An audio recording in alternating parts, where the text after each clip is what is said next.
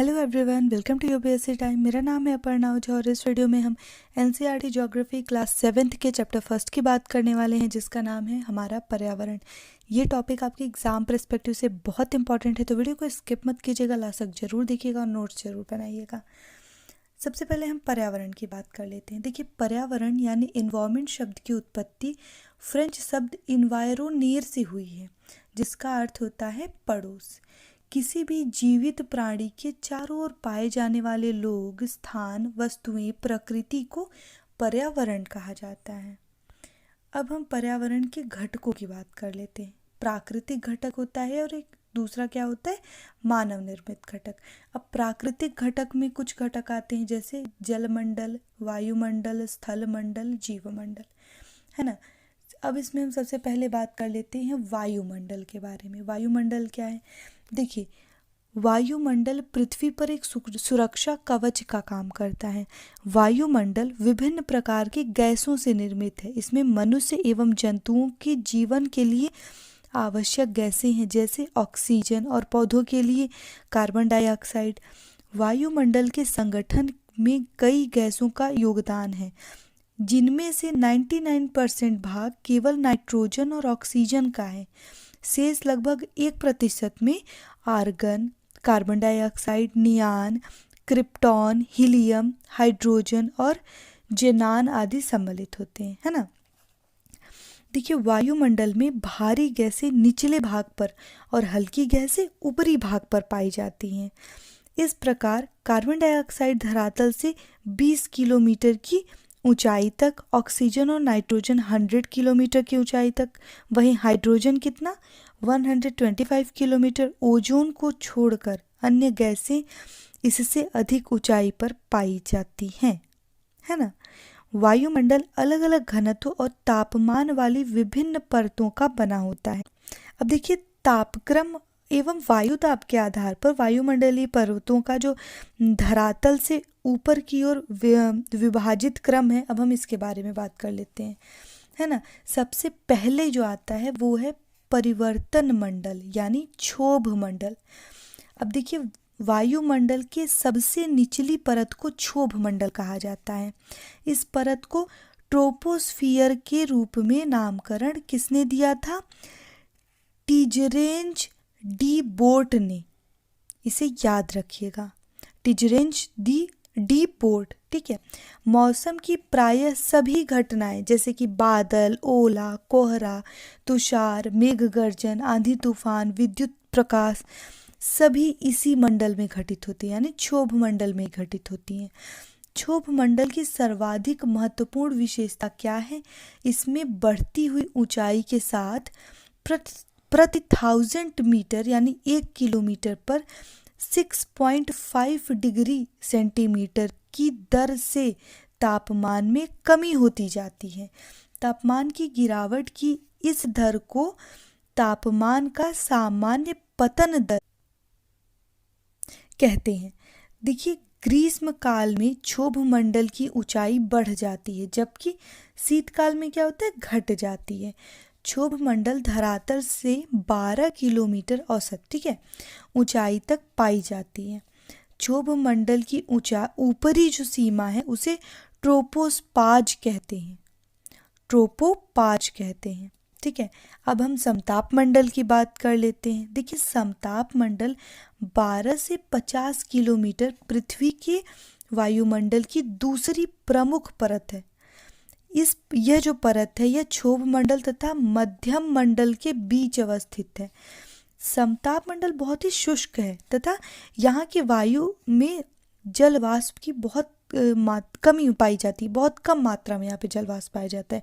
इसीलिए इस परत में बादल और अन्य मौसमी घटनाएं नहीं होती, ठीक है, न के बराबर होती हैं, समझ लीजिए। व्यावसायिक जेट विमान का नाम आपने सुना होगा। क्षोभ मंडलीय विक्षोभ से बचने के लिए समताप मंडल में उड़ान भरते हैं। ओजोन परत यानी ओजोन लेयर समताप मंडल के निचले भाग में 15 से 35 किलोमीटर की ऊंचाई पर पाई जाती है। अब देखिए, इस परत की अधिकतम ऊंचाई 55 किलोमीटर तक बताई जाती है, परंतु ओजोन का जो परत है ओजोन का परत के रूप में संकेंद्रण 15 से 35 किलोमीटर तक ही है। यह परत मानव जीवन के लिए अत्यधिक आवश्यक है। ओजोन परत क्या करती है? सूर्य से आने वाली पराबैंगनी किरणों के यानी अल्ट्रावायलेट रेडिएशन को अवशोषित कर पृथ्वी पर आने से रोकती है। इन कारणों से त्वचा कैंसर का खतरा होता है। याद रखिएगा, ये जो ओजोन यानी पराबैंगनी किरणें हैं उनसे त्वचा कैंसर का खतरा होता है। समताप मंडल के निचले सतह पर कभी कभी सीरस बादल दिखाई देते हैं। इन बादलों को मदर ऑफ पर्ल क्लाउड्स या मैक्रियस क्लाउड कहते हैं। इनके नाम आप नोट कर लीजिएगा, है ना। अब मध्य मंडल की बात कर लेते हैं। देखिए, मध्य मंडल का विस्तार धरातल से 50 से 80 किलोमीटर की ऊंचाई तक होता है। इस मंडल में नॉक्टिलूसेंट बादलों का ध्रुवों के ऊपर गर्मी में दर्शन होता है। इन बादलों का निर्माण कैसे होता है? उल्का धूल और संवहनी प्रक्रिया द्वारा ऊपर लाई गई आर्द्रता के सहयोग से संघनन होने से होता है। इस मंडल की जो ऊंचाई है वो क्या है कि जैसे जैसे ऊंचाई बढ़ती जाती है तापमान में गिरावट आती जाती है।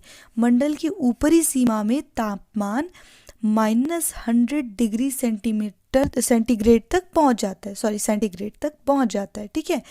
मध्यम मंडल की ऊपरी सीमा को मेसोपाज कहा जाता है। यहाँ ध्यान रखिएगा कि परिवर्तन मंडल या क्षोभ मंडल जिसे कहते हैं उसकी ऊपरी सीमा को ट्रोपोपॉज कहा जाता है। समताप मंडल की ऊपरी सीमा को भी स्ट्रेपोपाज कहा जाता है।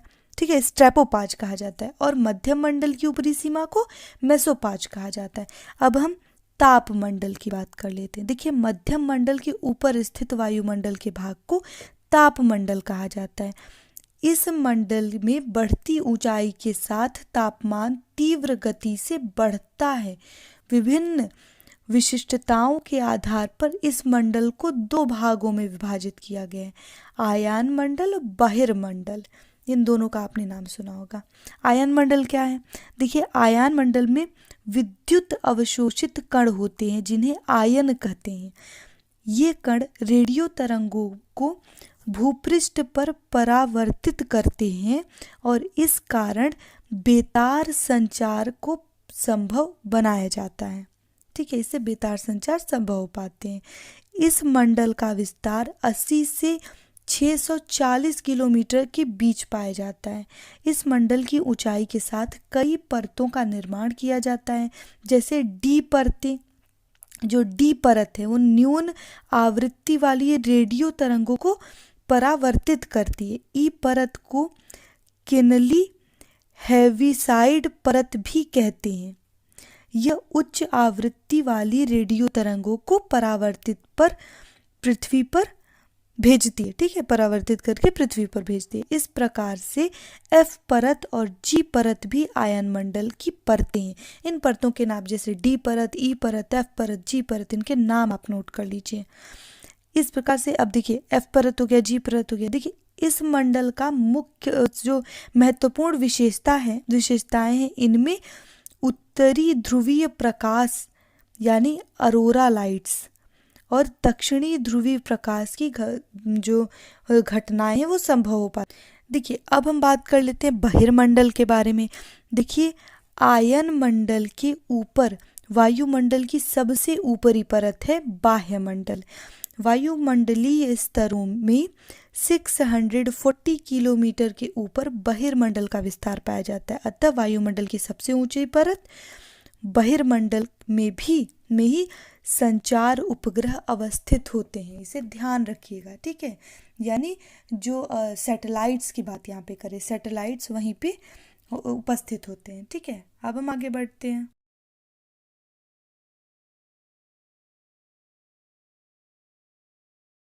ओके, अब हम बात कर लेते हैं जलमंडल के बारे में। देखिए, पृथ्वी की सतह के कुल क्षेत्रफल का लगभग 30% भाग स्थल क्षेत्र और लगभग 70% भाग जल क्षेत्र है, यानी वाटर एरिया है। अर्थात पृथ्वी की सतह पर पानी से ढका हुआ भाग लगभग 2/3 है। जलमंडल के सर्वाधिक बड़े घटक महासागर हैं। पृथ्वी पर प्रमुख महासागरों की संख्या 4 है। इन प्रमुख महासागरों का क्षेत्रफल कैसा है मैं बता देती हूँ आपको। देखिए, प्रशांत महासागर का 165.2 मिलियन वर्ग किलोमीटर, अटलांटिक महासागर का 106.4 मिलियन वर्ग किलोमीटर, हिंद महासागर का 73.6 मिलियन वर्ग किलोमीटर, फिर अंटार्कटिक महासागर का 2.6 से 18.8 मिलियन वर्ग किलोमीटर। इससे स्पष्ट हो रहा है कि जलमंडल का सबसे बड़ा जो भाग है वो महासागर, कौन सा महासागर है? प्रशांत महासागर है। अब देखिए, कुल जल का 97% खारा जल के रूप में सागरों में स्थित है।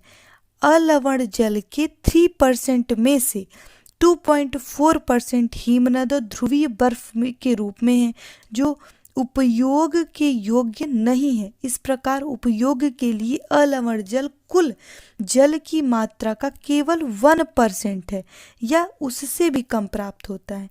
अलवण जल की कुल मात्रा 3% का 68.7% भाग ध्रुवीय बर्फ, छत्रक और हिमनदों के रूप में, जबकि 30.1% भूमिगत जल के रूप में है। वहीं 0.3% सतही जल के रूप में है तथा 0.9% अन्य रूप में है। इसे ध्यान रखिएगा, ठीक है। ओके, अब हम स्थल मंडल की बात कर लेते हैं। देखिए, स्थल मंडल का गठन एक गर्म पदार्थ के रूप में लगभग 4.6 बिलियन वर्ष पहले हुआ होगा, है ना। लगभग 3.2 अरब साल पहले पृथ्वी काफी ठंडी हो गई और क्या हुआ कि हमारे नक्षत्र पे जीवन की शुरुआत हुई। देखिए, पृथ्वी की पपड़ी 6 या 7 किलोमीटर घनी या मोटी है यह और महाद्वीपों में बटी हुई है। स्थल मंडल के 92 तत्वों में केवल 8 क्रिस्टल चट्टानों की आम घटक हैं, ठीक है। और इन घटकों में क्या होती है? 47% ऑक्सीजन होती है, 28% सिलिकॉन होती है, 8% एल्युमिनियम होती है और 5% आयरन होता है। जबकि सोडियम, मैग्नीशियम, पोटेशियम, कैल्शियम इन सभी के प्रत्येक 4% निहित होते हैं, ठीक है। ये तत्व एक साथ लगभग 200 आम खनिज यौगिक का निर्माण करते हैं। जब चट्टानें टूटती हैं तो उस मिट्टी का गठन होता है जिस पर मनुष्य खेती के लिए निर्भर रहता है। उसका खनिज भी कच्चा माल होता है जिसे विभिन्न उद्योगों में प्रयोग किया जाता है, ठीक है। मिट्टी के बारे में थोड़ा सा समझ लीजिए। देखिए, मिट्टी जो होती है एक मिश्रित रूप है। इसमें चट्टान के छोटे कण विभिन्न प्रकार के शामिल होते हैं। इसमें जीवित जीवों के सड़े हुए टुकड़े यानी मल भी शामिल होते हैं, जिसे हम खाद कहते हैं, है ना। आकार से किया जाता है। मिट्टी की गुणवत्ता का निर्माण खाद और उसमें पाए जाने वाले सूक्ष्म जीवों की मात्रा से लिया जाता है।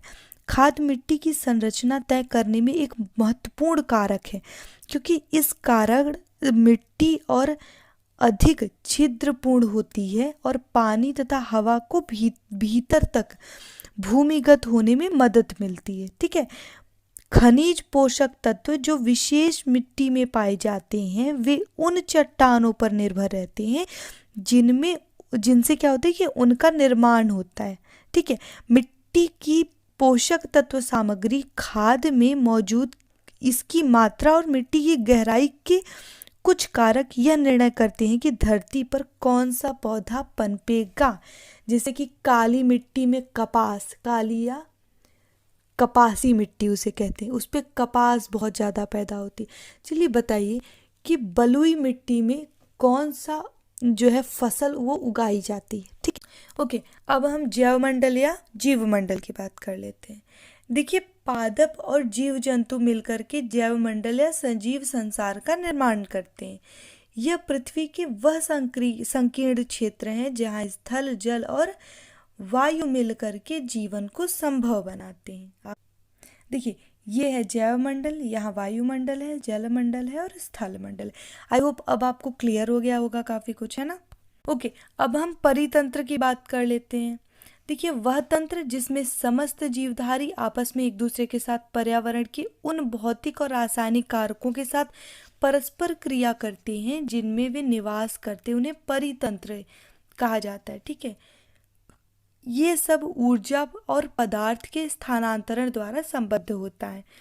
प्रत्येक वर्ष में 5 जून को विश्व पर्यावरण दिवस मनाया जाता है, इसे याद। ओके, अब हम मानव निर्मित पर्यावरण की बात कर लेते हैं। देखिए, मनुष्य अपने आसपास जो अपने उपभोग के लिए, अपनी सुविधा के लिए चीज़ों का निर्माण करता है, जैसे कि इमारतें, पार्क, पुल, सड़क, स्मारक, उद्योग, इन सभी को मानव द्वारा निर्मित पर्यावरण कह सकते हैं आप। मानवीय पर्यावरण में मानव की परस्पर क्रियाएं, उसकी गतिविधियां और उसके द्वारा बनाई हुई संरचनाएं सम्मिलित होती हैं। ओके, अब हम मानवीय पर्यावरण को थोड़ा सा और समझते हैं। देखिए, मानव अपने पर्यावरण के साथ पारस्परिक क्रिया करता है और उसमें अपनी आवश्यकता के अनुसार परिवर्तन करता है। आरंभिक मानव ने स्वयं को प्रकृति के अनुरूप बना लिया था। उसका जीवन सरल था, आसपास की प्रकृति से उसकी आवश्यकताएं पूरी हो जाती थी। बट ऐसे चलता नहीं रहा ना, जैसे जैसे उसे नीड उसकी बढ़ती गई, उसने अपने आसपास अपना पर्यावरण क्रिएट किया। देखिए, समय के साथ क्या हुआ कि कई प्रकार की आवश्यकताएं बढ़ी। मानव ने पर्यावरण के उपयोग और उसमें परिवर्तन करने के लिए कई तरीके सीखे। उन्हें जैसा यूज़ कर, जैसे उन्होंने पेड़ों को, कागज़ के लिए पेड़ों का यूज़ किया, फिर इमारत बनाने के लिए लकड़ियों का यूज़ किया, और बहुत सारी चीज़ों को क्या किया कि उन्होंने अपनी सुविधा के लिए प्रकृति से चीज़ों को लिया, उनका दोहन किया और उसे अपने हिसाब से ढाला और अपना पर्यावरण क्रिएट किया। ठीक है, देखिए, उसने परिवर्तन किए, तरीके सीखे, फसल उगाया, पशुपालन किए, स्थायी जीवन जीना सीखा, है ना। पहिए का आविष्कार हुआ, आवश्यकता से अधिक अन्न उपजाया गया, वस्तु विनियमन पद्धति का विकास हुआ, व्यापार आरंभ हुआ, वाणिज्य का विकास हुआ, औद्योगिक क्रांति से बड़े पैमाने पर उत्पादन प्रारंभ हुआ, परिवहन तेज गति से प्रारंभ हुआ, है ना। अब तो बुलेट ट्रेन चलती है, बहुत सारी चीजें, है ना। सूचना क्रांति से संचार इत्यादि शुरू हो गए। तो अब देख रहे हैं कि कैसे धीरे धीरे पहिए से कहाँ उसने आग जलाना सीखा, कहाँ उसने पहिया स्टार्ट किया। इसी के साथ आज का ये वीडियो यहाँ पे समाप्त होता है। आई होप ये लेक्चर आपको पसंद आया होगा। वीडियो अच्छी लगी तो प्लीज़ इसे लाइक कीजिएगा। कोई भी क्यूरी हो, कोई भी डाउट हो तो प्लीज़ आप कमेंट बॉक्स में बताया कीजिए। वीडियो कैसी लगती है इसे भी आप कमेंट बॉक्स में ज़रूर से बताया कीजिए, क्योंकि अगर आप बताएंगे तो हमें समझ में आएगा कि हम जो पढ़ा रहे हैं वो आपको समझ में आ भी रहा है कि नहीं, है ना। और मैं वीडियोस रोज़ डालती हूँ, तो अगर आपने अभी तक हमारे यूट्यूब चैनल यूपीएससी टाइम को सब्सक्राइब नहीं किया है तो प्लीज़ इसे सब्सक्राइब कीजिएगा। आपको सबसे पहले नोटिफिकेशन मिल जाए वीडियो की, इसके लिए आप प्लीज़ बेल आइकन क्लिक कर लीजिएगा। अपने फ्रेंड्स के साथ, अपनी फैमिली के साथ, या जो भी यूपीएससी की प्रिपरेशन कर रहे हैं, किसी भी कॉम्पिटिटिव एग्जाम की प्रिपरेशन कर रहे हैं, उनके साथ शेयर ज़रूर कीजिएगा वीडियोज़ को। Okay, thank you so much.